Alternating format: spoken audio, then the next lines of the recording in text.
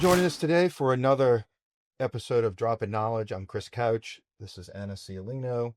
Today we have a longtime member of my personal village, very, very influential in shaping the vision that I had for my career, a restaurateur, a hospitality entrepreneur, a food manufacturer, a medical meal manufacturer, a decent golfer, a loving husband and father of three, and one of the most charitable people I've ever met, Mr. Michael Maenza. My baby, my baby. I'm Welcome. proud to be here. Why y'all picked me, I have no idea, but I'm excited to be here, and thank you for having me. Yeah, this is awesome. Well, I've heard a lot about you for years, so I'm very excited to finally get to meet you. So, really quick, I think this is a good place to get started. How do you recall meeting this guy? Oh, oh shoot. Okay. Way back, I had a restaurant called King Creole back in 1993 on Metairie Road, right? And I met his dad, because Dad worked for the customs, and we had a New Year's Eve party, and his dad must have confiscated some fireworks through the course of the years. And he said, Mike, I got this. I'm going to bring a few fireworks into the parking lot for New Year's Eve. So I threw a party at King Creole and invited some friends. I said, we got these fireworks, if y'all want at midnight, we'll shoot them off, Well, his dad came, these were cannons. The parking lot, the fireworks in the parking lot, where we had more fireworks there than they had down at Jack's Brewery. Stop. It was incredible. We had people from all over the neighborhood just come around. So it started out to be a party of about maybe 100 people inside of King Creole. But by the time we got finished blowing up these fireworks, it took about 30 minutes. Man, they had 300 people out in the park. Oh, For the record, they were not confiscated. Was that? They were not confiscated, for the record, No, just so we keep things clear. Okay. For the record. But that was so long ago. So anyway, with that, that's what Chris gets his enthusiasm and what he does. His dad came in, unexpected, and what he did was incredible. So I could picture what he's learned from his dad, right? Which is incredible. So Chris then started to work with me. I think he might have been labor law, maybe. He might have been 14, 15 years old, but we're not going to say anything about that. We paid him cash. Don't say anything about that, And he came and worked, and I think he was with us maybe a month. And I said, here's the keys. You are closing manager. nice. And by that time, I think Chris might have been maybe 20 at the time. 20. I think I started working for You still were wet behind your ear. I think I started at 19. So he came and worked with us. He was a manager within 30 days. And that's how far we go back. So that was in the 1990s. His brother, Timmy, came and worked for us as well. And his dad would come frequent the establishment I bet. and have food and drink. But so the answer to your question, sometimes I'll go else. That's okay. Right. But I always come back to the original question. That's how we are, But Chris, we've been friends since the 1990s. So 30 years and maybe a little longer. And at 30 years, we've come a long way. He's a great gentleman, I still call him a kid, but he's a good young man. And, I'm very fond of Chris. Well, thank you. Yep. And we have that in common, that we've actually worked with Chris multiple times. This is my third round kind of doing a project or working with Chris. So I agree with you. He's a good guy. I think that means both of y'all are partially crazy. Probably. Right. So you are a quintessential native New Orleanian in my mind. Just your mannerisms, the way you treat people, your love for food and hospitality and having a good time. I mean, to me, you're like one of the poster children of the New Orleans area for the last 40 years in my mind. And I think many, many people would agree with me. So give us a little bit of your background and kind of like, give us the story on how did where did you grow up? And then really, how did you start in hospitality? I'll go all the way back. When I was born, the doctor slapped my mama. But as we were talking earlier, my dad was in the produce business. So when I started work, and again, I was about 7 years old at the time, I'll never forget getting 25 cents a day sweeping the banana rooms in my dad's downtown. He was right outside the French Quarter, actually underneath the Mississippi River Bridge. So we were the distributors for Chiquita bananas. So my dad was in the produce business, and my grandfather, they were partners, right? So that was probably, I was born in 1959, so that was in 1965, and it was a United Fruit Company, Chiquita brands, right? So the bananas would come in from South America, from Honduras, right? We'd ripen the bananas and sell them to the grocery stores, to Zapatos, to Schwagman's. You haven't heard that in a while, right? Yeah. Canal Villery, those grocery stores. Casey Jones, Trupiano's, Nicholson and Loop. It goes on. And so we used to sell produce to all the grocery stores. As I got into the business with my dad, because I went to Holy Cross High School, and that's in New Orleans. They say, where you went to school? We say high school. Anywhere else in the country, it's college, right? That's true. So from Holy Cross, I played on the golf team at Holy Cross, and I was runner-up city champion in 1977. I had scholarships to a few colleges around the country, and I picked the University of New Orleans. So I could go to school, play golf, and work for my dad at the same time. So as I graduated from UNO, well, actually went 4 years to UNO, played golf. I was all college 4 years in a row playing golf. I had a +2 handicap, which is it's not a two, but a plus. Decent. So anyway, from college, I actually went to Loyola to finish because I still needed a few more hours to graduate, and I was going to try to go into law school. Okay. Right? Took the LSAT, was accepted, but chose to stay in my dad's business. So I got into my dad's business, and we used to go make deliveries, and then we got into the restaurants. So then I started making produce deliveries to the restaurants. Then I came up with this idea about since we're going into these restaurants, and I'm talking about Houston's when they first opened on Veterans. I'm talking about the Hilton downtown. I'm talking about Ruth's Chris Steakhouse. Wow. Miss Ruth, what a lady she was. So my dad, I'm in high school, so I'm going back a second, I'll do that sometime. No, go for it. And I go back and I said, Dad, everybody's getting a car. I like a car. All right, son, well, you need to work for that car. I said, okay. So everybody's got Trans Ams and Camaros. I get a pickup truck. It wasn't bad. It worked pretty good about at the Mardi Gras fountain on Friday nights in a pickup truck when everybody's trying to neck in the back of a Trans Am and lay it out in a pickup truck under the stars. Now, for those who with Gino Vanelli. Yeah. And Boss Gags. For those who are not quite as mature in age as you, what is neck? Necking? What is that? Necking. Ah. Yeah, come on over here, I'll show you. Go ahead, Chris. Here we have a little passion mark right here. Oh my God, and now a passion mark. Making out is what you meant to say. So I had a 3-speed, Okay. pickup truck. I said, okay. So I'm a senior in high school, playing golf. Also, I have a scholarship now to University of New Orleans. So I'm thinking, So, but every morning I used to have to make 3 phone calls at about 6 o'clock in the morning before I went to Holy Cross. Now, Holy Cross was the old school off of St. Claude, Ninth Ward, Darling, right over the Industrial Canal. So I used to make phone calls to Miss Ruth. Okay. And I said, hey, she goes, hey, baby, how you doing this morning? She had that rusket voice. And it was always the same produce order. I know it to this day. 2 cases of iceberg lettuce, 1 case of 4 or 5 tomatoes, a sack of jumbo onions, a case of green onions, a case of curly parsley, a dozen limes for the bar, a dozen lemons for the bar, and a dozen oranges for the bar.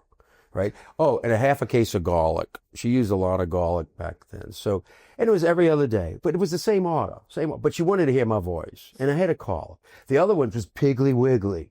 Remember the old Piggly Wigglies? They still have one down in Madisonville, right? And then the other one was a place called Jewel's Food Store, which was on Magazine, right? And those 3 customers. So I'd call them, go make the produce delivery in my pickup truck, and then mosey on down to the St. Claude Avenue to Holy Cross High School. So one night we go out celebrating because it was a friend of mine, Mark Eppolito. He had gotten a scholarship to LSU with Charlie McClendon. So we go out celebrating. It was a Sunday night. I'll never forget this. Sunday night. So we go celebrate in Pat O'Brien's. Now, we didn't just get a hurricane. We got one of those magnums. And y'all probably always, y'all drink one. We get the long straws and everybody sit around the table and you drink from the long straw.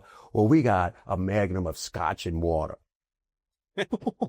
Giving me scotch is like giving a machine gun to a monkey. So it's a Sunday night. I come strolling in the house around 4:00 in the morning. Well, for me to get up at 5:30 and call Miss Ruth and call the produce manager at Piggly Wiggly and call the produce manager at Jules, it wasn't happening. So my dad, left the house. I didn't hear him say anything. So I go to the banana rooms to get my produce to make the deliveries before I go to school. It's about 6:30, so I'm 30 minutes late. I didn't call Miss Ruth at 6.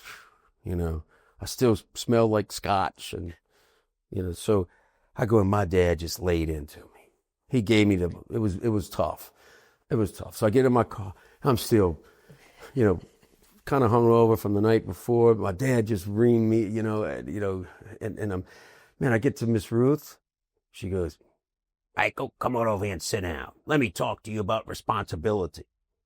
And she's smoking a cigarette, drinking her coffee, and she starts talking to me about promptness, responsibility, all the above, business, family. Man, she's laying into me too. Well, I didn't know my dad called Miss Ruth and said, all right, let's lay into it, right? So, now I get my dad, Miss Ruth.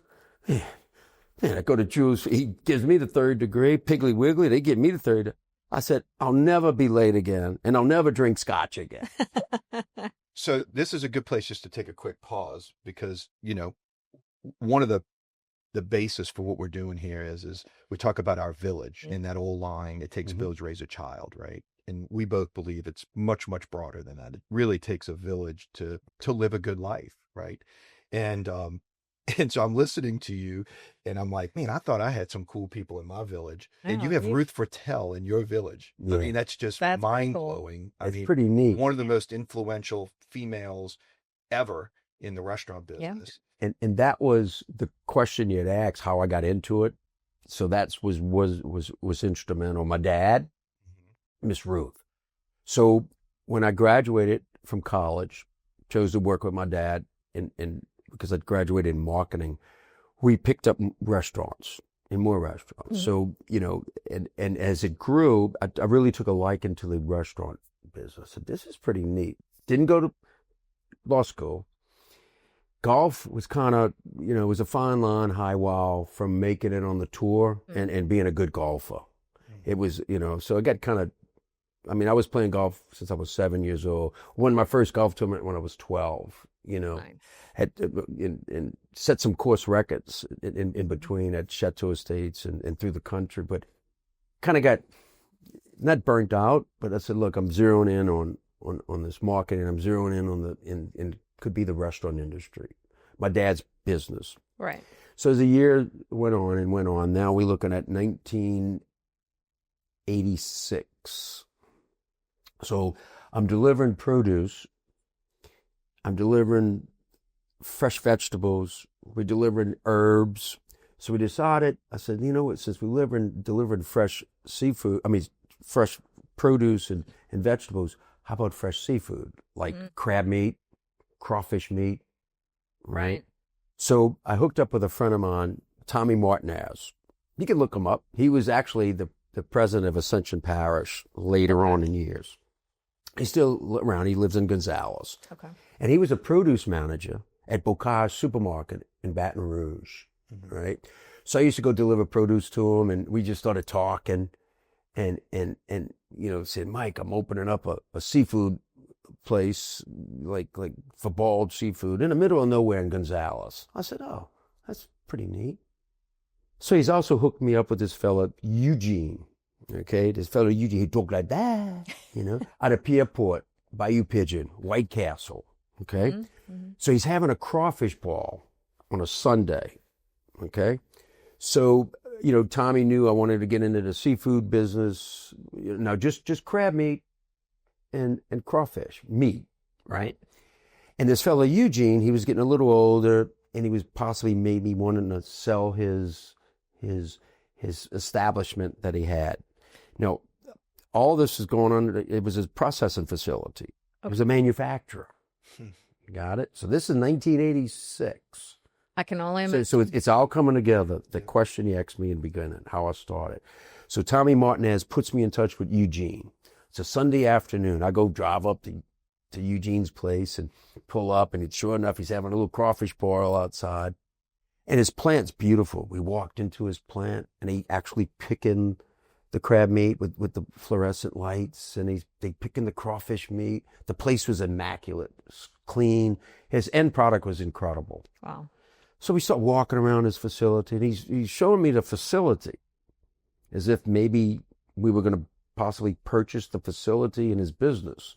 Back then, he wanted $1 million. Now, this was in 1986, right? Oh, so yeah. So I'm looking at the facility, looking at his wash down, his cleanliness, his prep, the end product.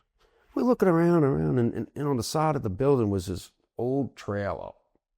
Wheels were flat, and they had a big round aluminum pot with weeds growing out of it. I kind of looked at it, and I said, Eugene, what the heck is this? He goes, Mike, back when the oil business, that's how he was talking, right?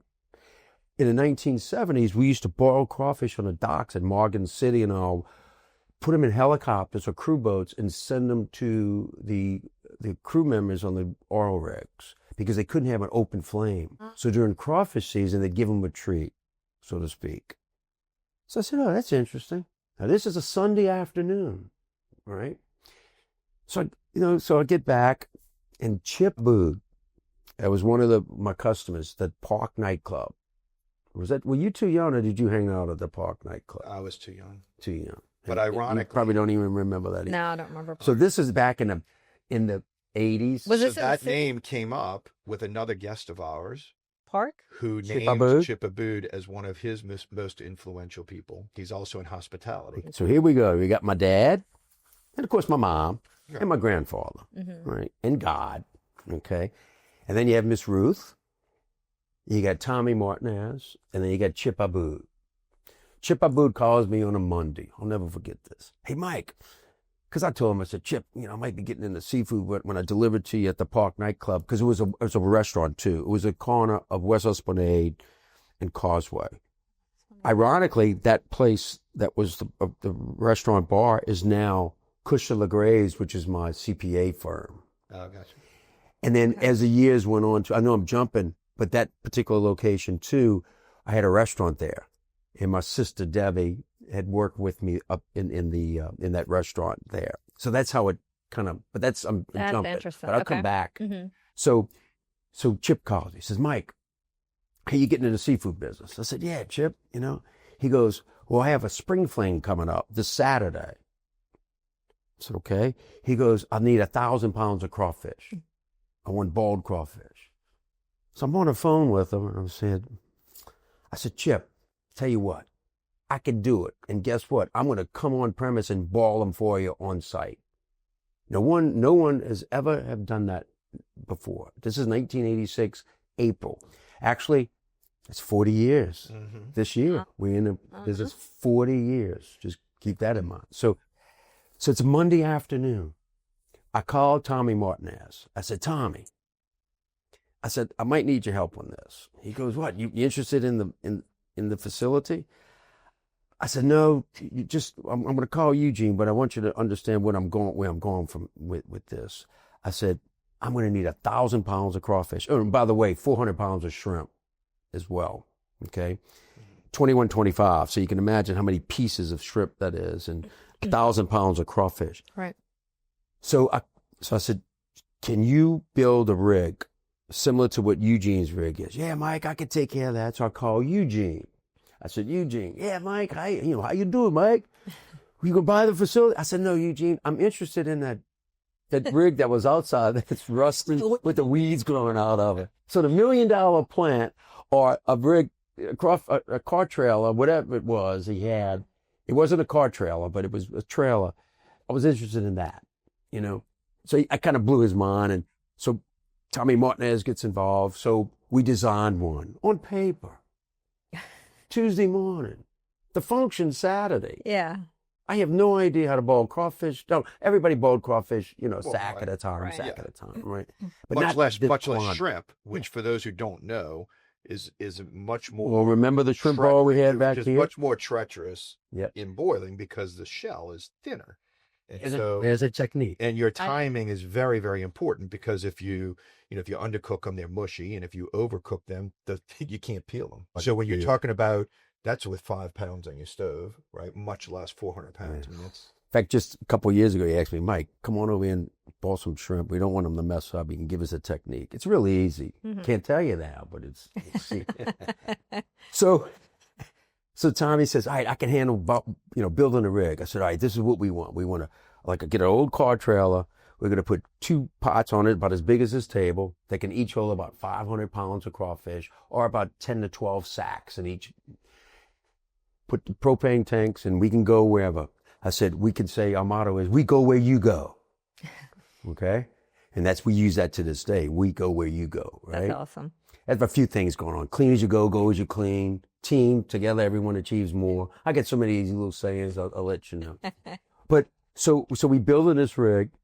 Now it's a Wednesday. Okay? He finds this fella, it's an old junk yard place where this fella does welding. So we get a hold of a car trailer, bring him the car trailer. He's a welder. He welds aluminum. He welds all that. So he can handle. So we get the pieces of aluminum, bring it to him, and he's going to weld this together. We get to design the propane burners. And that's why I can't hear today, from all the propane burners, from all the years from 1986, for me around the trailer every day. Because it ended up being a full-time business. But I'll get to that in just a sec. So anyway, we build in the rig. Now it's Thursday. So I have to go bring the gentleman some money. So I go to my dad. I said, Dad, because, I made $1 back in college. And after I got out of college, I'd go out to the, every night in New Orleans, there was something going on, right? Monday night, Tuesday night, Wednesday night, Thursday night, Friday night was, singles night. Saturday night was date night. Sundays was down at the West End. So I make $1, spend $2. So I go to my dad. I said, Dad, I need $3,500. Son, what's the for? I said, I'm getting in the crawfish business. I'm going to go boil crawfish on the side. I'm still going to come work for you, but this is what I'm going to do on the side. Son, everybody boils crawfish. I said, yeah, Dad, but this is going to be unique. We're not only going to go to your home and boil crawfish, but we're going to take the trash with us. Because that's one of the worst things when you boil crawfish. Right? Right. You boil crawfish, all the heads and all that, and the excess water, you dump it in your neighbor's lawn or whatever, your lawn, you kill the grass. And you forget to put the and then trash you forget about out the trash that week, in a and week. then you have it for another week. Those big coughing flies. I'm famous for that. And now your wife or your girlfriend are yelling at you, or your neighbor's calling up and thinking it's a dead body in a vat. Yeah. So I said, we in the business of hospitality. So now I'm getting a hospitality business. Boiling crawfish, clean up, take the debris with us. So my dad says, okay, son. So that's Friday. So I'll go bring Friday morning the fella in Gonzales, the welder at the junkyard. It's Tommy Martinez from Bocage Supermarket that's opening up the seafood market in the middle of nowhere in Gonzales. Meets me at this junkyard place. I'll never forget. It's at dusk. I pull up. The gate's closed, and he said, well, just open the gate. Open up the gate, and 2 Doberman pinchers just start running. It's like the movie.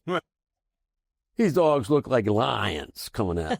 Well, I ran right out here, closed the gate, Of course, the weld in the back, they won't hurt you. They all bark and no bite. I said, yeah. So I got the $3,500 with me to give them to build the rig, okay?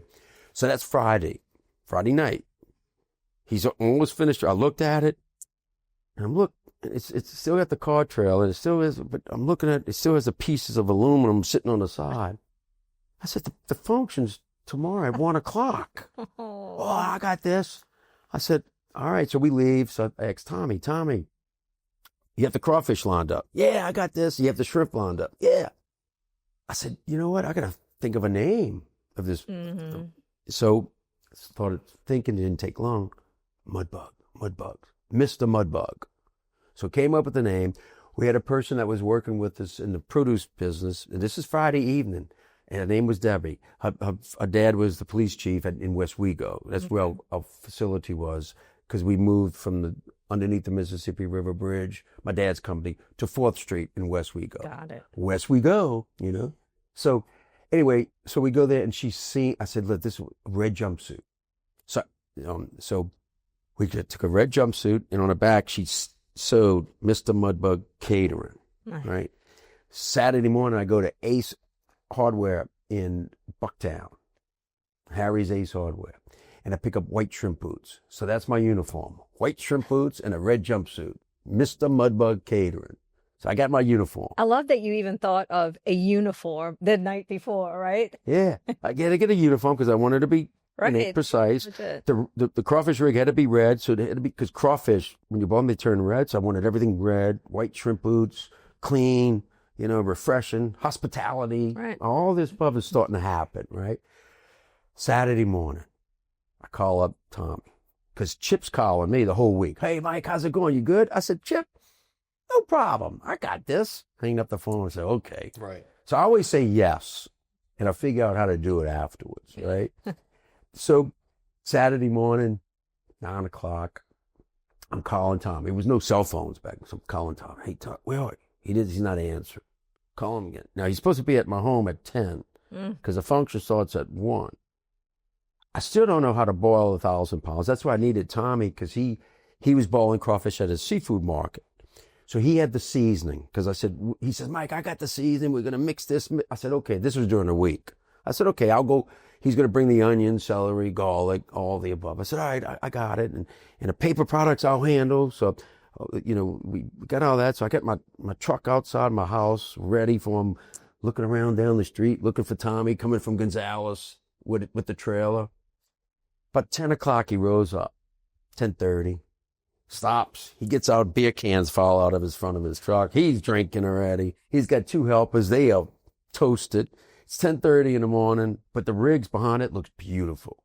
Gorgeous red, the aluminum tanks, gorgeous, right?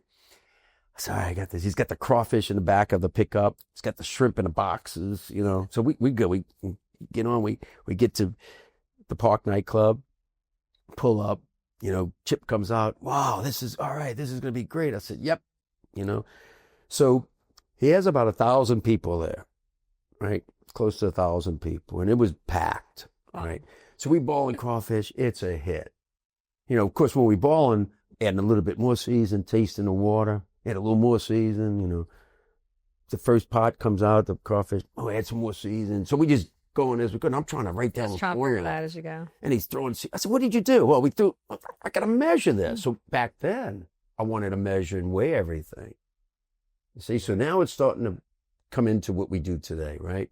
So it's all coming together. And I didn't know anything about, I'm just saying, wait a minute, I got to measure this, you know, for the next pot. And well, that didn't, you know, so each pot was different. But of course, every time we threw 12 sacks of crawfish, and there was another thing, I forgot. What are we going to serve it out of? I said, a pirog. Let's get a pirog. So we got an old pirog that I knew from Ron Chapman in Chalmette. They had old pirogs. I went and picked one up during the week. So I had a pirog, and I painted that red. That's amazing. Okay. So when we got the crawfish out of the pots, we put it in a red pirog. I mean, it's steaming hot. Chip is loving it, because they were going to go get crawfish from West End, you know, and bring them in, you know, in hot and seafood boxes. They'd get mushy, and Right. we were balling them fresh, putting them in. The people were going, wow, because no one's ever done this before. Right. This is 1986 in April. Okay. So towards the end of the day, because it was from 1 o'clock till 5, so we ball a little bit at a time, and if they had to wait a little bit, it was fine. It was hot crawfish, you know, and the best. They were fantastic, and the shrimp popped right out the shell. Okay, it was perfect. Everything was going perfect. People coming out. Hey, what's your phone number? We need to get one of these. We need to get. So I'm writing down on my tablet, so I still use today, in fact, writing the name, the phone number, and all that. I said, I'll call. He goes, are you busy next week? I said, no.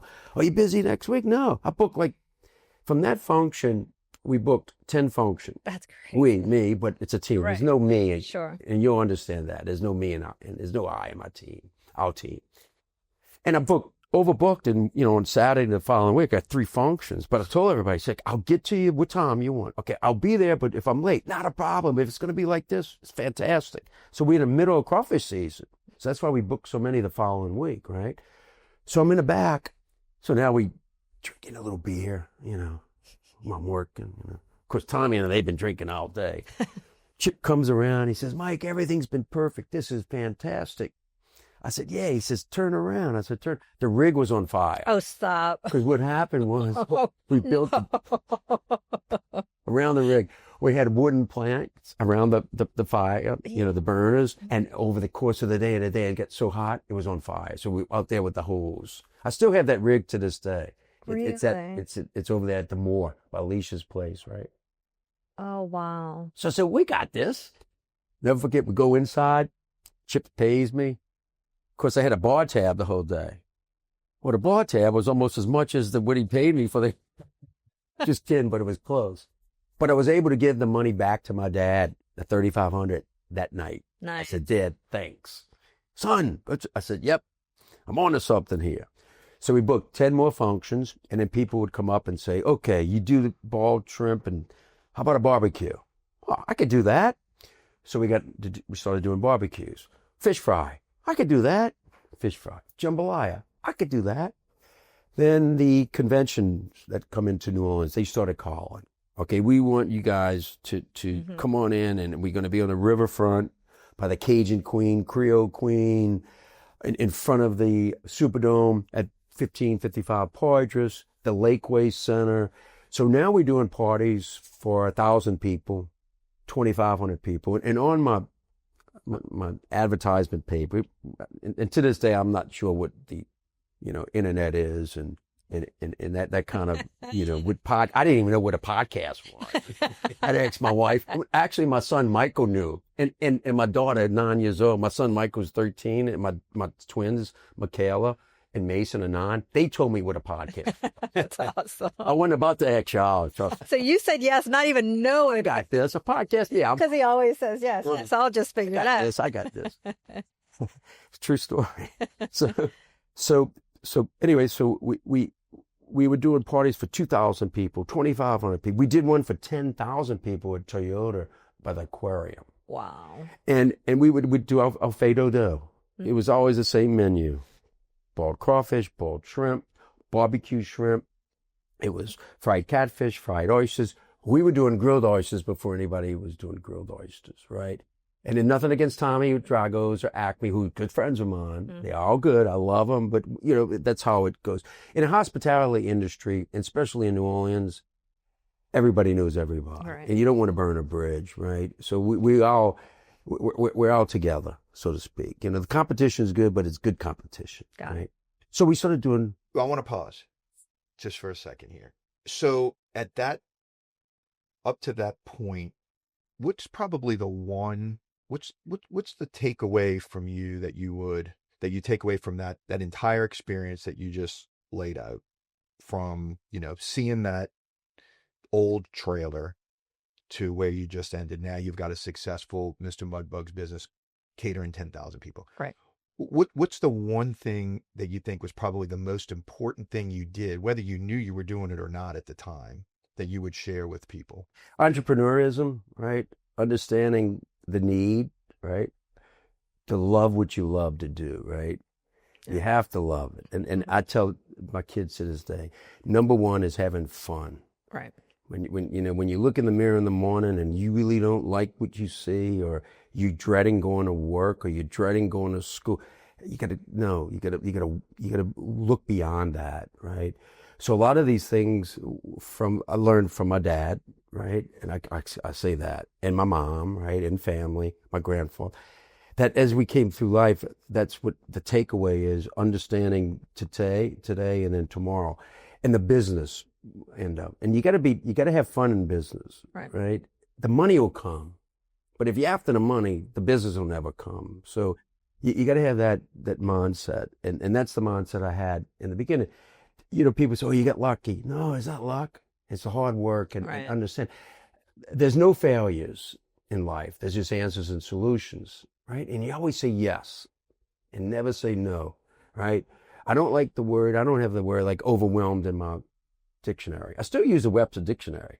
Like my dad used to say, son, I said, Dad, how do you spell this? Go look in the dictionary. Well, if I don't know how to spell it, how am I going to find it in the dictionary? So the take is giving you 100%, loving what you do, being honest, right? And understanding what the need is and accomplishing that before. So that, if it was the crawfish business and a couple other businesses now we'll talk in a second. You answered it perfectly. And as I listen to you, not only do I hear everything you just pointed out as kind of the cliff notes or the advice, I heard it all the way through the story, which to me validates it. And then secondarily, the thing I find very interesting about you and always have is, lots of people say, hey, there's no I in my team. Lots of people say that.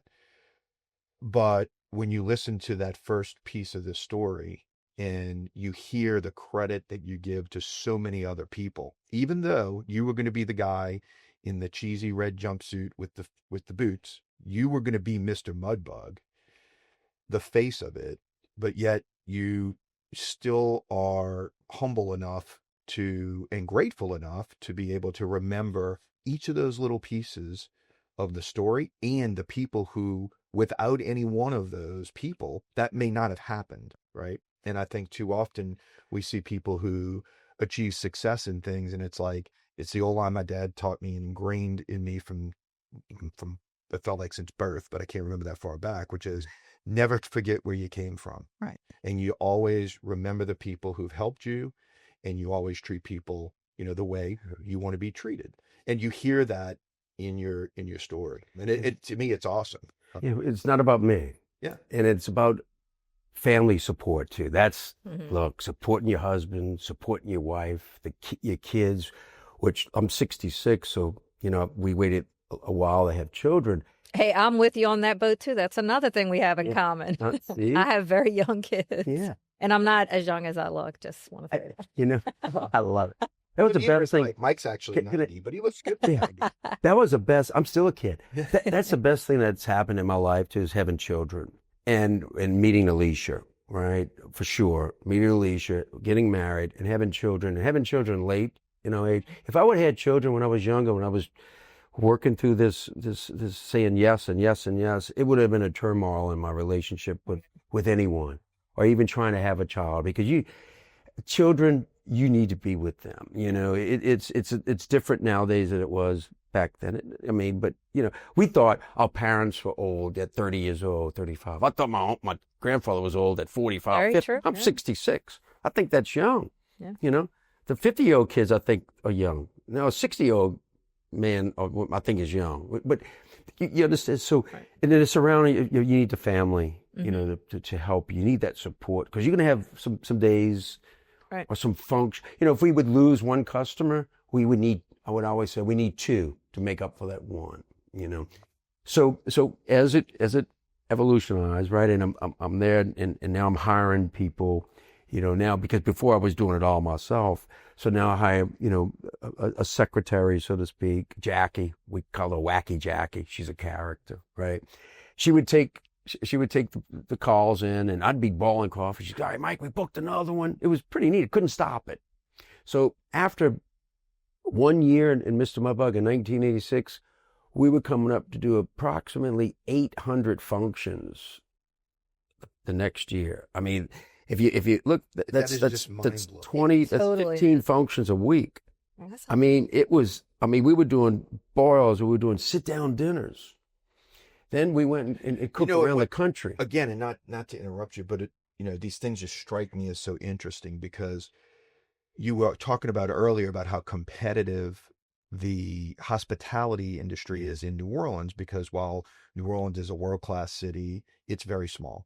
Right. And it's known for hospitality. So there's always been a large number of restaurants and bars and catering companies compared to the population, right? And it's because of the heavy tourism influence.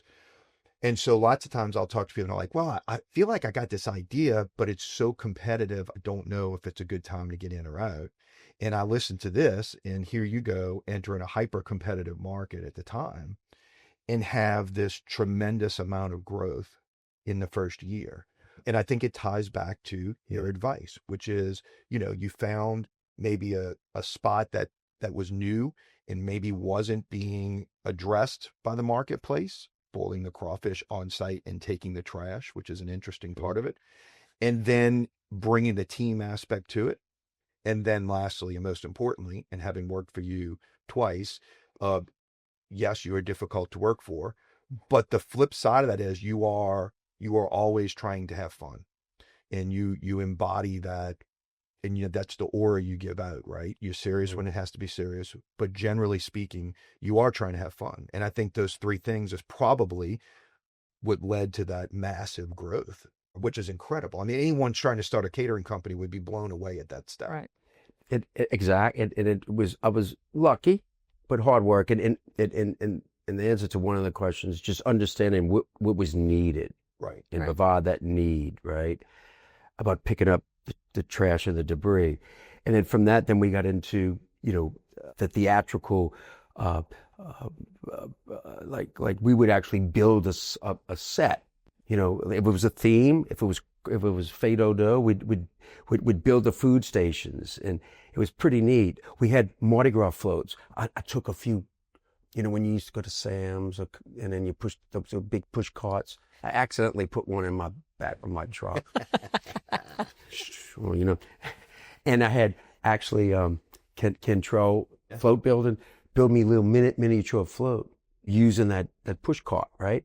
And we'd have that, and we'd serve food out of these carts. So little things like that started progressing, right? Doing sit down dinners, right? And I hired some good people. Chef Glenn Schillen was you remember Chef Glenn, and Pat King. One day. Do you know he threatened to kill me with a big knife? Yeah. You know why? Because he was making one of the soups, and he had a rule: do not dip any bread in the soup to taste it. Don't taste my stuff. And then he would always make him go get a cocktail, which Mike said he couldn't have. So then you kind of get torn. You're like, well, is Mike here? No, Mike's not here. And he'd have that big chef knife in his hand or a spoon. He'd say, go get me a cocktail. I think he drank scotch, if my memory's right. I'm not sure. So I'd put it in a styrofoam cup, and I'd bring it back to him. Because, when Mike he's was in the there, kitchen at the top. He's in the kitchen cooking, and doing his deal. And so one day, man, what he was cooking looked so good. And I was like, I got to take a taste of this. So he got up to go to the bathroom or something, and I grabbed a piece of that French bread, and I dipped it in, literally like a little kid with his hand in a cookie jar. I timed this about as bad as you could time it. I waited clearly too long. I dipped it, and it was going in my mouth, and I heard, "You MF SOB, son," come. And he was much older now. He started darting towards me with this big knife. He's like, "I'll kill you in this kitchen." Oh, goodness. So I had to make a decision. If I was going to die, was I going to taste it? The answer was yes. So I shoved that piece of bread in my mouth, and I ran as fast as I could out to the restaurant, because I knew he wouldn't chase me out to the restaurant, So I had to come back and make amends with Uncle Glenn, and we were fine. He said, "I let that happen once." And that was at the restaurant King Creole. That was at King Creole, which is where I ended up meeting Mike, as you were saying earlier. He ended up opening a restaurant. And King Creole, that's another, stage in this story. But getting back to the catering aspect and how we grew with that, right?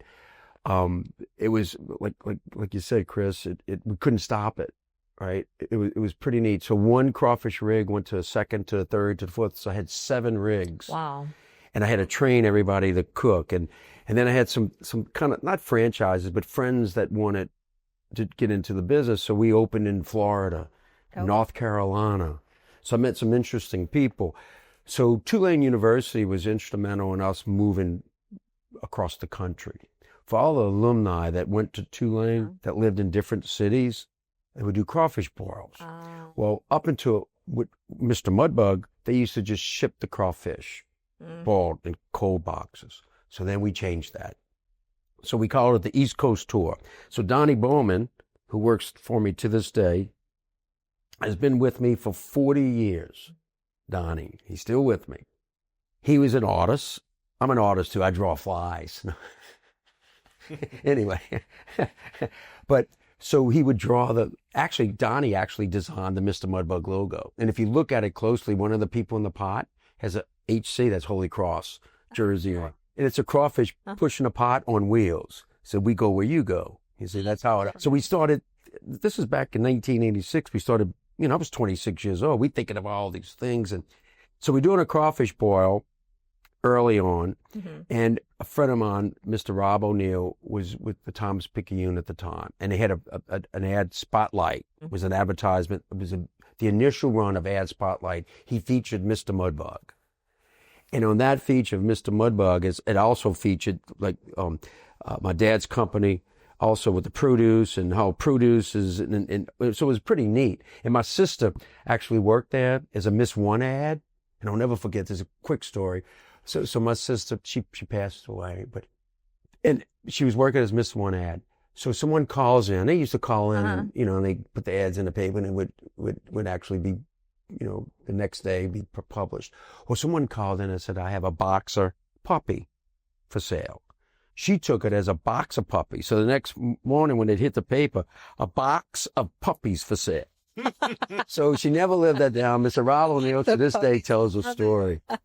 So that really kicked us off as well, doing a little advertisement. So we had the Thomas Picayune actually come out and do a featured article, and it was mud bugs, and it was fellas jump out of a red van. Our vans were red. Everything was red. White hat, white shrimp boot. Yeah, shrimp boots, right? So we matched, right? So they came out and they said people thought we were exterminators. Mudbug coming in to exterminate your house. So Lou Chanero was working with me at the time, and he used to own a place called Lucky Pierre's on Bourbon Street years ago. And Lucian was a good cook. So he came on board with us. So we were getting interviewed, and it was 1988. And on the interview, they said, what is your goal? And then we said to do a crawfish boil on the lawn of the White House. Now, that was 1988, okay? So Tulane, keep that in mind. I'm going to come to that in a second. So Tulane University. See, I always come back to what I thought. Sometimes my wife says I'm crazy, but anyway, that ADT stuff, I don't know what that means or whatever. I don't know. But so we go around the country, the East Coast tour, New York City, Baltimore, Washington, D.C., Miami, Tampa. Then we started going to the West Coast, Dallas, Los Angeles. Wow. So we actually did functions in Los Angeles, and this is all for Tulane alumnus. So people that graduated from Tulane, said we'd go up there with the crawfish rigs, driving it to New York, Boston. Oh, so you were bringing your own equipment? Yeah, bring all the equipment. And our hub was in Washington, D.C., so we'd have the crawfish flown to Washington, D.C., and then from there, we'd go to Pittsburgh, Baltimore, New York, from there. And we'd spend the whole month of June and the beginning of July doing crawfish balls, fish fries, but all over the country. Right. So I meet some individuals in Washington, D.C., right, that wanted to start a restaurant in the Outer Banks of North Carolina. So I said, I don't know, I got a lot going on. I got Mr. Mudbug Catering. I'm doing these crawfish balls around the country. It's 1991. I said, I'm opening up a restaurant called King Creole, right? And which wasn't trademarked. Named after Elvis Presley, which it was his birthday. Now, with all your impersonations, can you impersonate Elvis at all or no? Thank you very much. But like Neil Diamond too. So I got like, where did it begin? It began in 1986.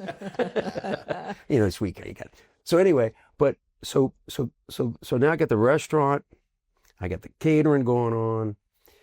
They want to open up some restaurants on the Outer Banks of North Carolina, Tulane University. So I need more help, right? So I started hiring more people, training them, understanding where we were going. Now, the phones come out, the flip phones or those big phones. So now the communication is better, and still not advertising. Never once advertised. Wow. That was pretty neat. It was word of mouth. Because also we could say we do 100 things. We do 99 right, 1 wrong. Forget about the 99 you did right, right? So it had to be spot on. So I was hands-on, and to this day, everything from procurement to prep to cook to presentation and then clean up, so to speak, right? So as the years go on, we grow. So North Carolina, we opened up some restaurants called Dirty Dick's Crab House. Our motto was, we got crabs from Dirty Dick's. Clappy the Crab was our mascot. So every T-shirt we sold, he had a little crab on it. That's Clappy.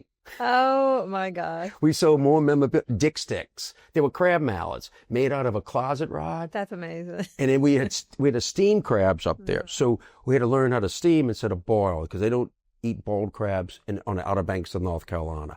Kill Devil Hills, Kitty Hawk, where the Wright brothers took the first flight, right? Up in that area. So we had built it from a T-shirt shop to 7 restaurants, right? Wow. So I'm going up there, I'm doing this, doing that. It's just getting kind of crazy. So I built that up to 7 restaurants, sold my portion out. Okay. So now I got the catering going on. I got the restaurant King Creole. Everything's kind of happened. I get a call from Sheriff Harry Lee. Mike, you're the only one that can pull this off. I said, what? He said, we're going up to do a crawfish ball on the lawn of the White House. Stop. Can you believe this? 1999. 11 years after I said we were going to do a crawfish ball on the lawn of the White House. Wow. So it happened. So we went up there and we cooked for 2,500 people the first night, 1,500 people the second night.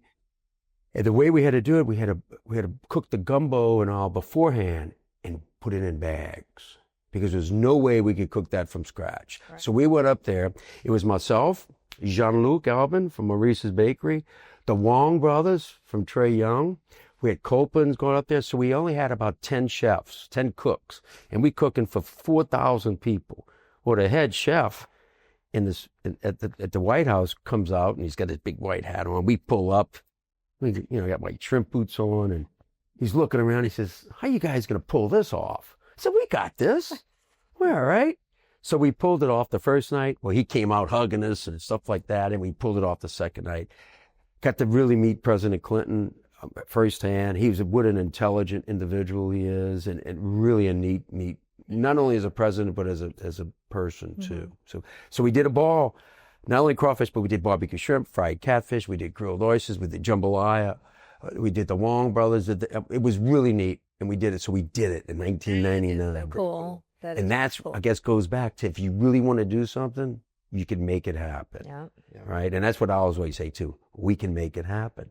So as we growing, and it's growing now, it's 1993, open up King Creole, 1999. It was getting too much. I said, when I say too much, I'm talking about the catering was moving up. The restaurant was doing okay, but I had people that wanted to buy it.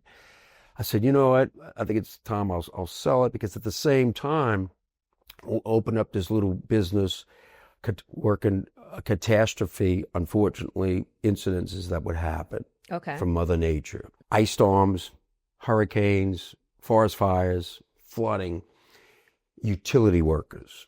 Okay, cooking for the utility workers, because our goal with this company and how I got into it was we were cooking for Entergy, right? That was our first customer, and we had got called out to go up and do a function. I say a function, but a catastrophe work in Decatur, Mississippi, because a tornado came through.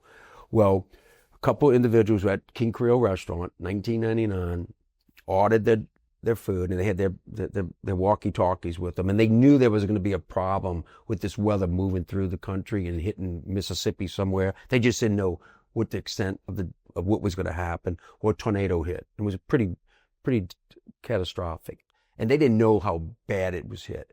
So they get ready to order their meal, and they get a call out that they have to go up with this Entergy crew. There were about 30 guys, girls, had to go up to Decatur and go assess the damage and start fixing the damage. So they had their bucket trucks and all that. So Jimmy Hoppy says, Mike, I wish we can get this food where we're going, because it's in the middle of nowhere. I said, I got this, Jimmy. I said, in the back, I got my Southern Pride oven. I got a refrigerated truck. I have some food in a cooler here. I could put it on there and come up there and cook for y'all. He says, you could do that? I said, I could do that. Like I said, but I'm talking to him. He goes, all right, meet us at Lake Forest. Now, this is 1999, right? Meet us at Lake Forest Shopping Center in 2 hours. I said, I got this. Now, I wasn't married or, at the time. So I said, okay. So I loaded up the truck. and I met him up in Lake Forest and went up there with the convoy, right? So we went up to Decatur, Mississippi. On the way up there, it's pitch dark. Can't really see what's going on. But notice on the way up there, I saw a Sam's. I saw a dry cleaning. Just caught my eye. Not knowing where that was going, but it just caught my eye, right? Driver, we get up there, can't see what's going on. We only get 30 guys and myself. He goes, Mike, can you have breakfast ready for 7? I said, yeah, I got this. It's about 4 in the morning. It's 2 hours from now, you know. I said, all right, cracking eggs and stuff like that. So I really didn't sleep, getting in, and then, you know, I feed them breakfast. Jimmy comes back and says, it's a lot worse here than we thought. We got to call more reinforcements, and we might have to stay here more than a day, because he told me originally we'd only be up here for a day or 2. I said, okay. He goes, all right. He goes, Mike, all right, can you do lunch, dinner, and can you go do breakfast, lunch, and dinner the next day? And looks like the next day, and looks like we're going to have about 150 people coming up here. Wow. I'm by myself, because I'm thinking I'm just cooking for 30 people. Now it's 150, breakfast, lunch, and dinner. I said, I got this, Jimmy. Not a problem. So I call back, and I say, okay, I need 3 people. Come on up, you know. And on the way up, let's go stop at Sam's, get some, you know. So that night, he said, Mike, you got any ideas on this? He goes, you know, guys have one set of clothing. You know, I got this. I remember the dry clean. Oh. So I drove back 30 miles to the dry clean that was open. Mm-hmm. So this is what I need. I need you to wash, you know, 30 sets of clothes. We might need 100. Can you do that? Yeah. Can you deliver it? This is where we are. We got that. So the next morning I said, everybody, your pillowcases, mark down your room number on a pillowcase, put all your dirty clothes in here. When you come for breakfast, set up in a pile. I had the dry cleaners come pick it up, bring it back, clean them, and bring it back that evening. So now I'm in the laundry business, the food business. Then he says, Mike, we might be getting some bad weather. Not a problem, Jimmy. I got this. I had the tent rent company come and bring the big tables and chairs. Now we feed 150 people. No problem. They were able to get those lights, and this is what was the whole deal on where I was going with this. Same thing we'll talk about. If I have time, we'll talk about the medical business, right? Mm-hmm. If we can get this light turned on faster and keeping the guys and the girls on the bucket trucks longer, instead of, because when they would go into the catastrophic areas, it was totally, you know, there was nothing there. Right. So they would work for maybe 4 hours, draw back an hour out of harm's way or whatever, right? Right. Where there was lights on to eat. So they wasted 30 or 40% of the time trying to find a place to eat. And look, you go into a restaurant, 100 people, you know how long it's going to take to feed them? Right. So I said, we got this. We're going to keep them on the bucket trucks. They're going to come back and they're going to eat good food. So Jimmy, you know, at that time, they really didn't have a budget. So we were doing steaks, we were doing pork chops, we were doing fried catfish, we were doing baked fish, we were doing the top of the top, because we needed to keep the workers happy. Right. And keep on those bucket trucks for those 8 hours, come back and eat and go to sleep. So we in the laundry business now, we in the food business, we in the housing business, we in the hand wash stations, we had the tower lights. So it kept growing and growing and growing and growing, right? Incredible. And from just Entergy, we then had almost every utility company in the country within a 5-year period. So Jeff Batto came on board, William Lazaro, so I had partners as well. And we all contributed. Right. Right. Everybody had their place, and it was really good. Without them, I couldn't be where I am, and they couldn't have been where I am with the food. So it worked out. It was really neat. And it's called Base Logistics. It was that company. Okay. So we would do any type of catastrophe, feeding, housing. You know, unfortunately, Katrina happened, and we were there for that. So but back in the 1999, 2000, a hurricane came through Lafayette. Okay, so I'm out there cooking at the fairgrounds out there, you know, the Evangeline Downs. Roy will know where that is, you know, the horse business, right? I had a horse one time. It was so good. It took 10 other horses to beat him. So I'm out there in the middle of nowhere cooking, and we cooking for about 2,000 people, and I'm up night and day, right? Cooking the gumbo, and even though I could cook it back home, I'm just back in Kenner, you know, putting them in little bags. I'm still out there, and I always did that for my own use, you know, for Mr. Mudbug Catering. the retail end of it. I knew it was a challenge to become USDA, HACCP, Hazardous Analysis Critical Control Point, all the above. So I'm out there. And at the time in Kenner, we building out a facility about 5,000 square feet. Now remember what I'm saying right now, 5,000 square feet. Catering. It was where I was going to haul equipment and all that for this catastrophe work, for everything that we're doing as Mr. Mudbug was growing. Because I went from 1,000 square feet to 2,000, now it's 5,000 with just say 8,000, because it was going to be 5,000 and we were going to add on. Got it. So just say 8,000 square feet.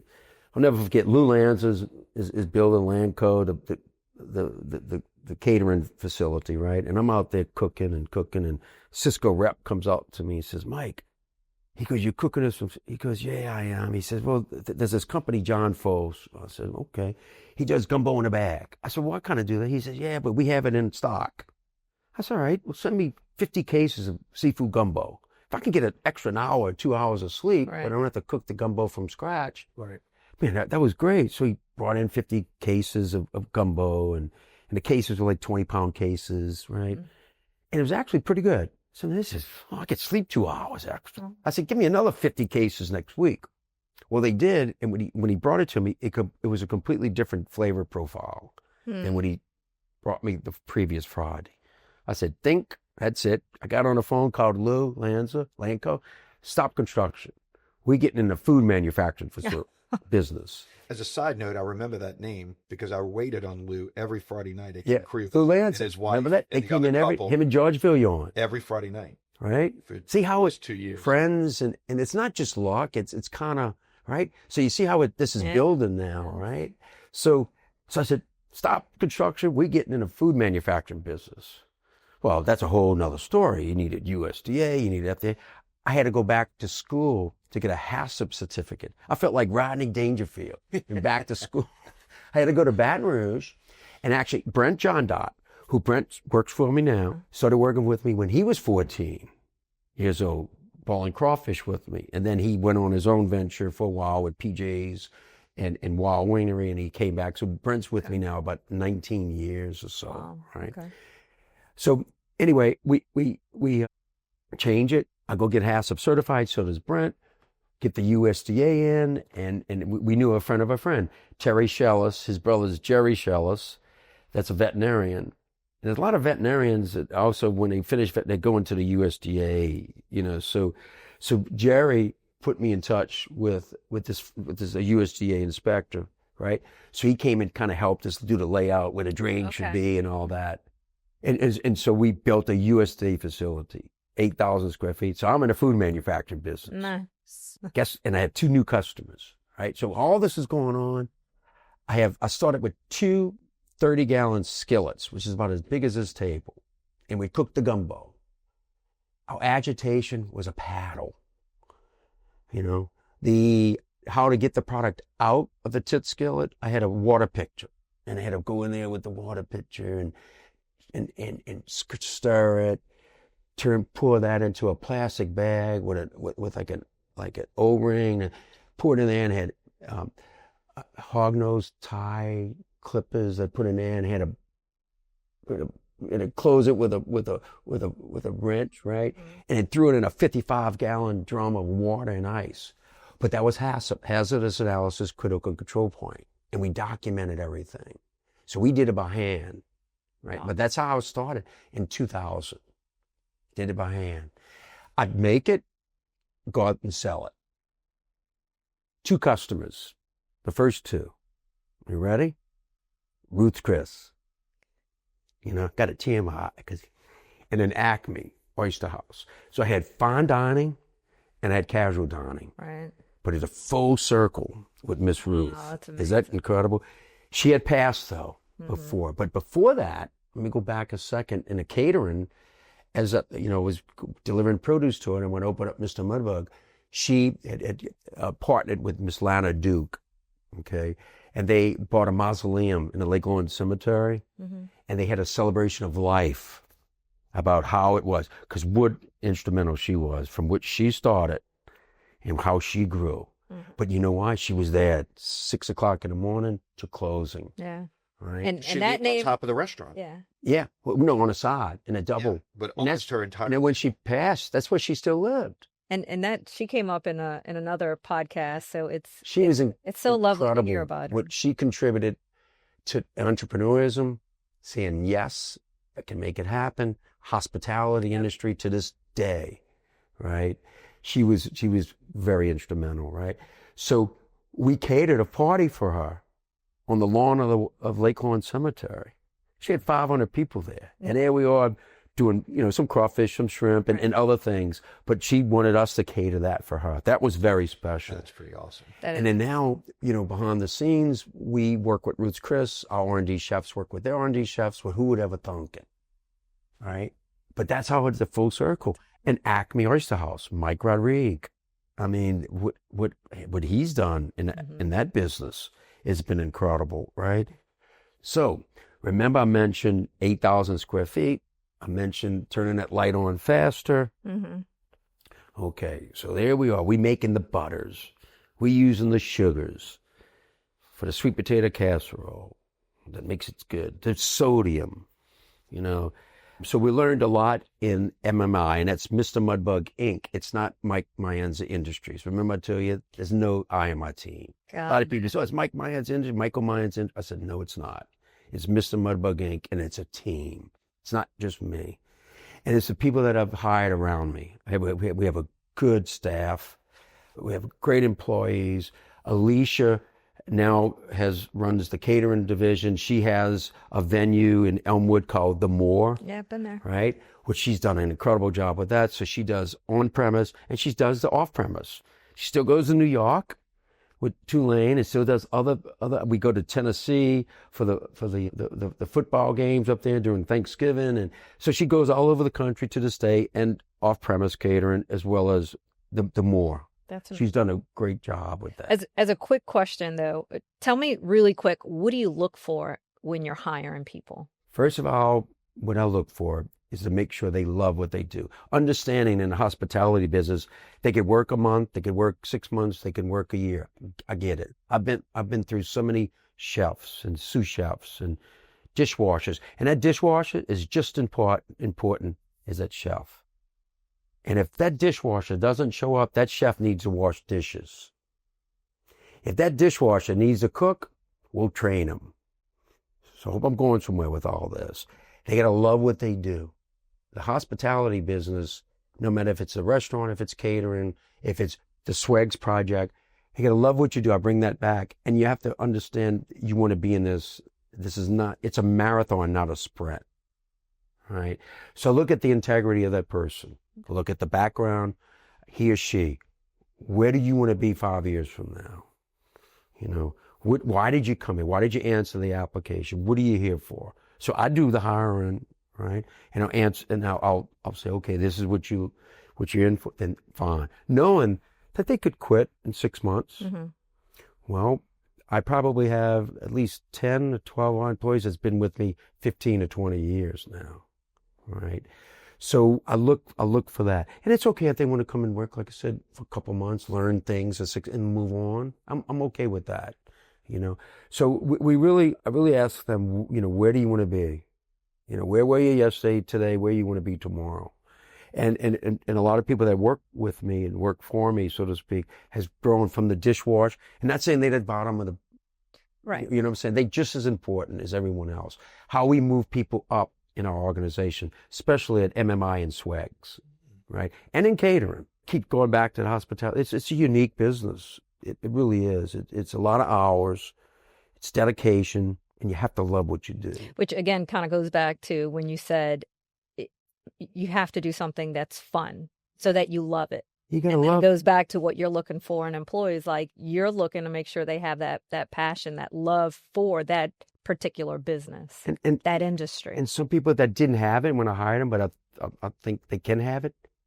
They grow with me, right? They grow with this. They grow with the team. So here we are, and we build in this MMI culinary. So now we have 125,000 square feet of prep, kitchen, cook, packaging, chill, boxing, incoming raw, outgoing finish, walk-in freezers and coolers and refrigeration areas.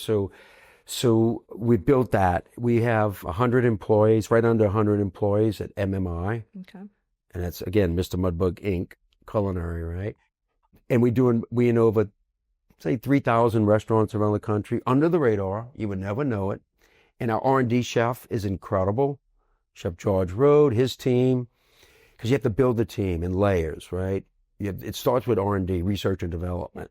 So we have our own product line, King Creole. See, it's still there, right? We have a product line, Mr. Mudbug Inc., and we have another product line called Sweg's Kitchen, which I'll get to in just a second, right? So we built that, right, where we would do a co-packing. So we get a restaurant chain that comes to us and says, okay, we have a gumbo. Can you make this? Fine. We look at it. We make the gumbo spot on. They put a stamp on it, and we distribute it. So if you eat at a restaurant in New Orleans, I always say this, Paducah, Kentucky. I don't know if you know where that is. It's the middle part of the country. That's where all the interstates come and go. It's in the middle of the country. And Kentucky was trying to lure MMI to build in Kentucky, Really? as well as Georgia. And we chose to stay in the state of Louisiana, Jefferson Parish, Nice. okay, with JETCO and Economic Development Got Department. it. As we expanded. We also in another expansion mode too, as we speak. And we'll get to that in another podcast. So I don't know if I Part have two. enough time, but The way anyway. you throw out podcast, it's like I have no- really understand what it is now. Well, I'm not understanding, but maybe after, y'all can explain it to me after this interview, if that's an interview. Okay. So now we in, like I said, and in grocery stores, you would never know it. So we either do their brand in the retail section. So now we in the food service, which is in the bag, so to speak, right? And restaurants, and we also in retail. You would never see us in the retail. Now, King Creole, you'll see it in certain grocery stores, and now in some convenience stores. We just picked up a new client called Church Point. Probably haven't heard of them, but you'll see it soon, right? In the state of Louisiana and in Mississippi, and in some stores maybe in Alabama, but that's starting to grow in that sector, right? So we in over 125 distribution centers around the country. So when you see these trucks, U.S. Foods, GFS, Garden Food Service, Cisco, Reinhardt, we and Benny Keith, Cheney Brothers is in Florida, and Shamrock is out west. So we're in over 125 distribution centers. So we make the product at MMI, distribute it to the distribution centers, and they distribute it to the restaurants. Is that how it's kind of? So we go to Hawaii, we go to Canada, Mexico, Puerto Rico, but we just distribute it or transport it to the distribution centers. Got it. So that's how it works. So we do co-packing. We do our own brands, and now we also do in retail as well. So one of the brands, Sweg's Kitchen, right? And Sweg stands for Small Wins Equal Great Success. And that's when everything. When you hire someone, it's Sweg's. Because you're hiring someone, it's a small win. He or she comes on board, it's a big win. Not only for MMI or Sweg's, but also for the individual. Mm-hmm. Okay? And I'm just going to pause you there because I think that's so important in life is, I think everybody sometimes sets these massive expectations for themselves or these massive goals or society places them on people.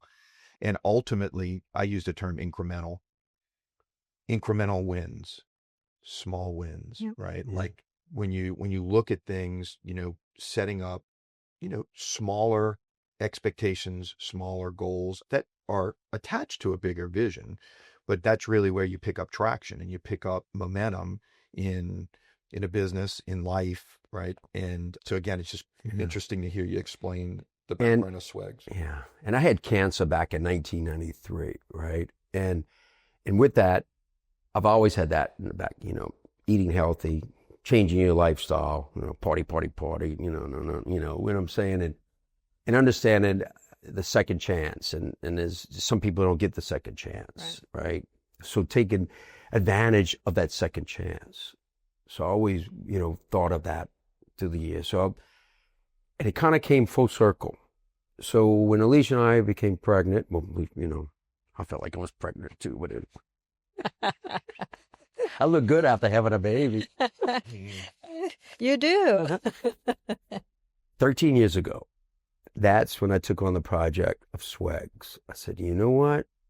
We're gonna get to the pregnant woman, what she needs to consume while she's pregnant to eliminate a lot of diseases is what's going on.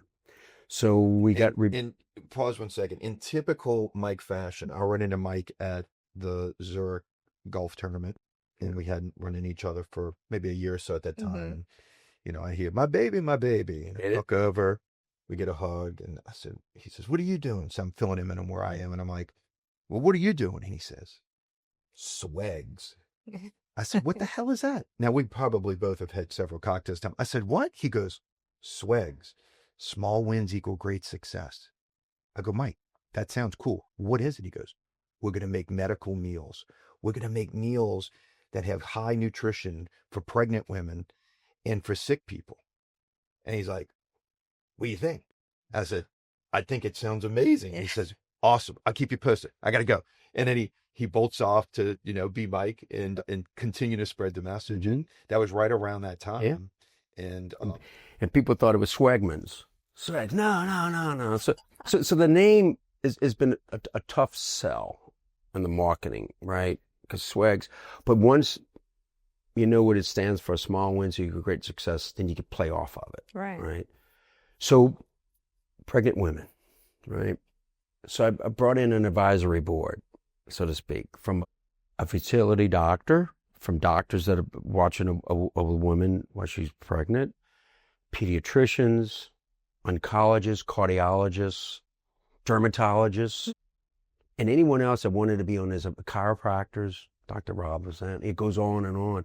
So we'd have meetings about the newest and latest drugs, the newest and latest nutritional facts. Now, this was 13 years ago.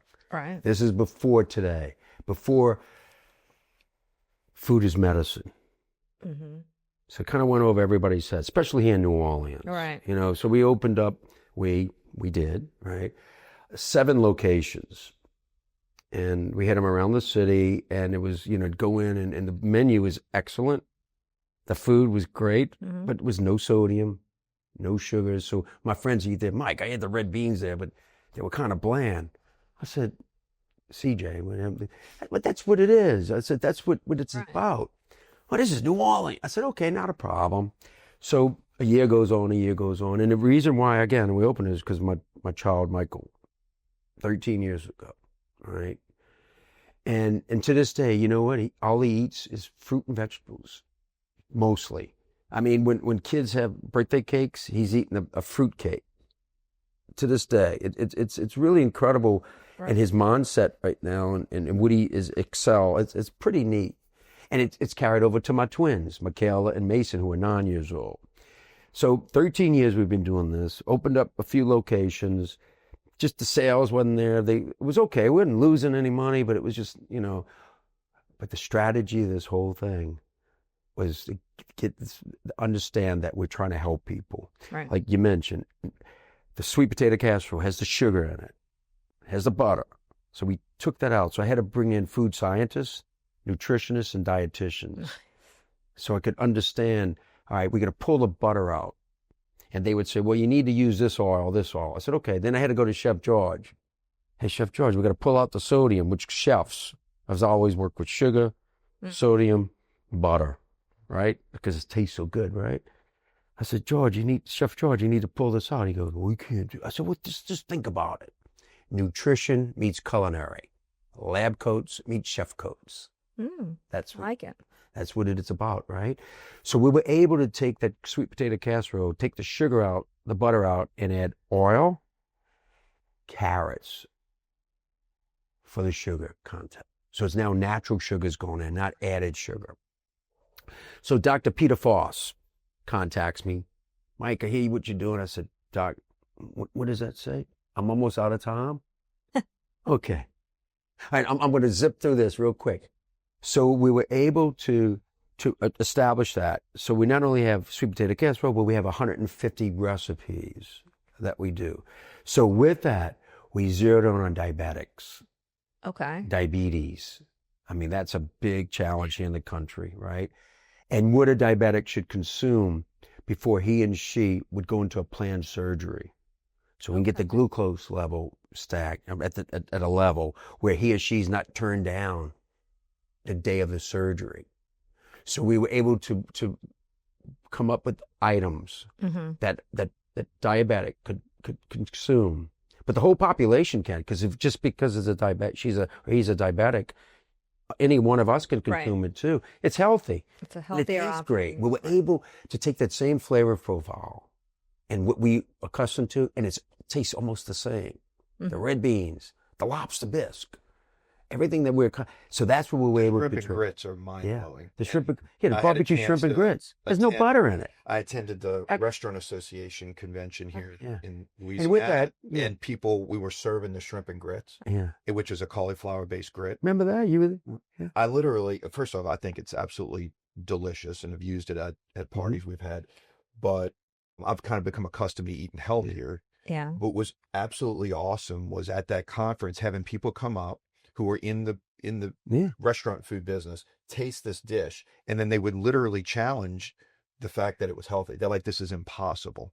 The quote unquote butter sauce with the shrimp and the grits is incredible. And you've done an awesome job of taking all of what you learned over the years about Creole food and figuring out how to make it, how to deliver it in a healthier format. And I'm glad you were able to experience that firsthand. And well, I remember we used to have a Swags when we were at the Benson Tower, like downstairs. There was a little location, and it was probably one of the nicest things as far as like someone who likes eating healthy, and maybe not all the time, but just having that option right downstairs in that building, like I can go downstairs and eat healthy.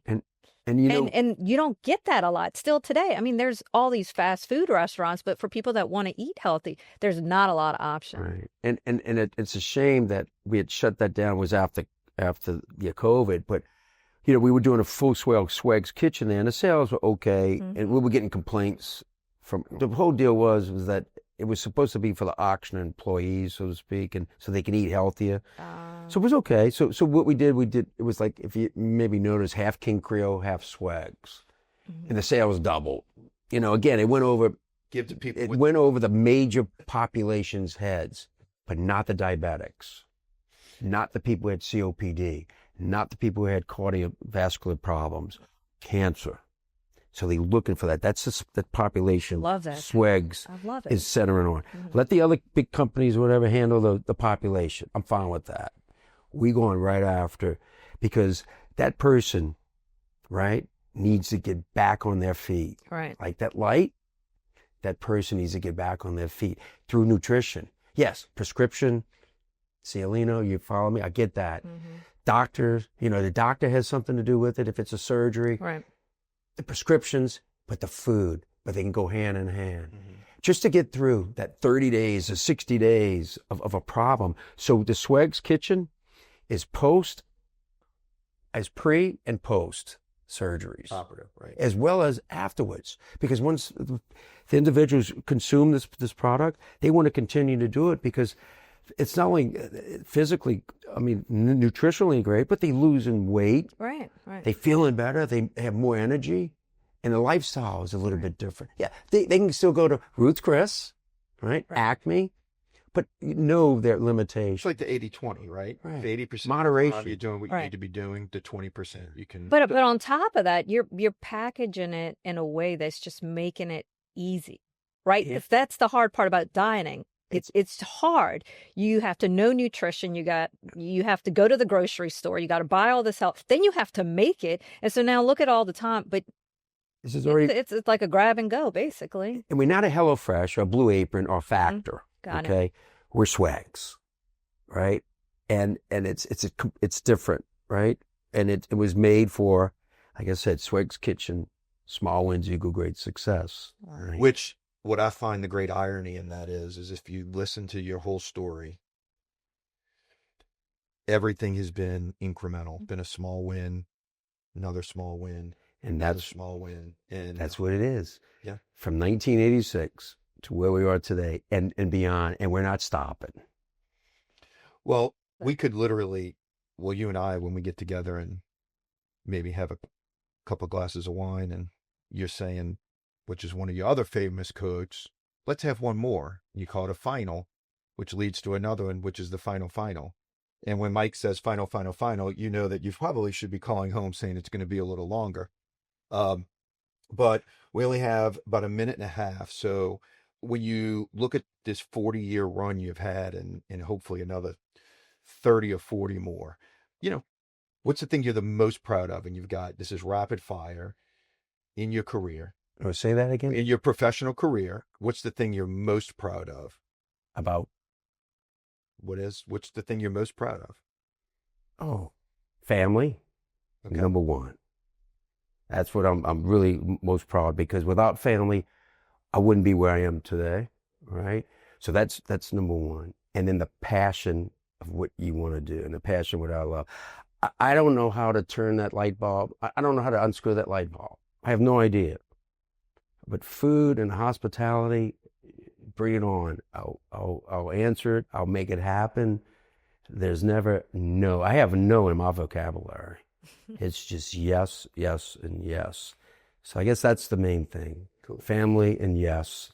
And you have to love what A you yes attitude. I love That's it. awesome. Well, we wrap up with everyone with the same question, and it's kind of a rapid fire, and it's two parts. So I'll kick it over to Anna. So the first part is, if you could have dinner with anyone, who would it be? My wife. Oh, Love it. there you go. I love it. And where would you go to dinner? And with my children and my mom and dad Oh, that's nice. and my family, my brother, my sister, right? And where would you go to dinner? But really, Neil Diamond is one of my favorite artists out there, because I've been known to belt out a little Neil Diamond at certain times. I've heard. Like where to begin, Elvis Presley from King Creole. But the answer. But where would you go to dinner? Where would you take Neil I'm Diamond? Italian. I love Italian. The Italian restaurants. All the Italian restaurants are good. Some are better than others, and it's okay. But Italian. That's my number one food item. I love it. I love cook. I cook a great ossobuco. Ooh. I'm 10-0 My in favorite. competition. So if anybody has anything good cooks ossobuco, come on. In fact, Roy Zappato, he bowed down to me on a. No, I'm just. Did it? But Italian and family. Awesome. Love it. Well, while I have the opportunity, I just want to say thank you. You've always been awesome to me, a great mentor. I learned so much from watching you operate the restaurant, but all your other businesses. And that was very, very influential. That was the first time the light went off in my head that said, one day I want to be like Mike and have multiple businesses that I can oversee, be passionate about, but also have them operating when I'm not there all the time. Present, obviously, but working on a lot of things. And I learned that from you. And I've enjoyed our friendship, but I've also really feel like you've been a really big part. And even in my second stint with you a couple of years ago, I always learned so much from you. And most importantly, the way you treat people, and you're charitable, which we didn't get into, but you've got more food being donated than anyone I know, and you do it under the covers. You don't ever really ask to be, to have your signs up and all that stuff. You're just a good guy, and I really appreciate it. So with that, we're done. Well, thank you, Chris. Thank you. Thank you. I enjoyed it.